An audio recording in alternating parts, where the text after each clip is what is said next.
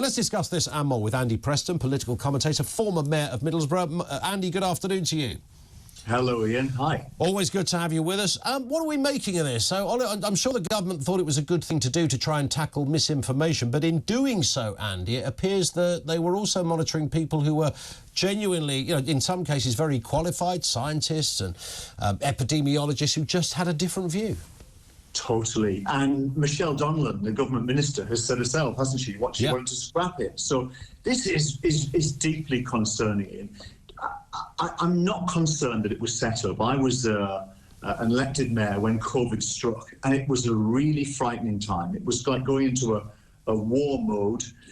Nobody knew how bad it was going to be. No one knew how virulent or how deadly the strain was going to be and how quickly it might mutate. So drastic things had to be taken, and I can totally get why the government might set up something like this to stop the nutters and the people intent on causing trouble. But right now, this has got to be disbanded. And really, if we're dealing with national security and the safety of decent people in the streets, surely pass this on, you know, out of that department, give it over to MI5 and let them do it properly. The idea of a recently elected politician having so much power in a little department scares me a bit. Yeah, me too. And I get, you know, look, people who thought that it was Bill Gates and the lizard people that were running the world, etc. I guess it was sort of in that area they were concerned, but in doing so, they really did, it seems, catch some genuine qualified voices who were merely raising some questions. And why would you not raise questions during almost a 2-year lockdown? Yeah, completely. It is tough, Ian. I mean, social media now allows nutters everywhere to get together, amplify their voices, and AI allows them to create all kinds of fictitious stuff that looks convincing. So I totally get this needs to be looked at, but it doesn't sit well in Britain, doesn't it? We're used to our liberty, our freedoms, our freedom of speech. If it's that serious, close it down and get MI5 to keep doing what they're doing. Presumably they're doing this anyway. Yes, I would imagine at a certain level they might be listening to us now, Andy, and that's probably the most interesting thing that's going to happen in their day, I would guess.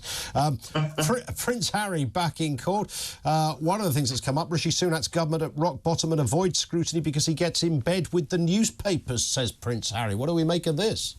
Wow, Prince Harry. I mean, to be honest, I bet Rishi Sunak and the whole cabinet were high-fiving when he said that, because he's a discredited guy who says really crazy things. And the last thing you want from Prince Harry is an endorsement. So that's probably good news for the government, isn't it, this criticism? But look, what do I say about Prince Harry? I think that I like him. I think he's a nice guy. I think he's troubled. I think he's had a shocking background, which has contributed to his issues.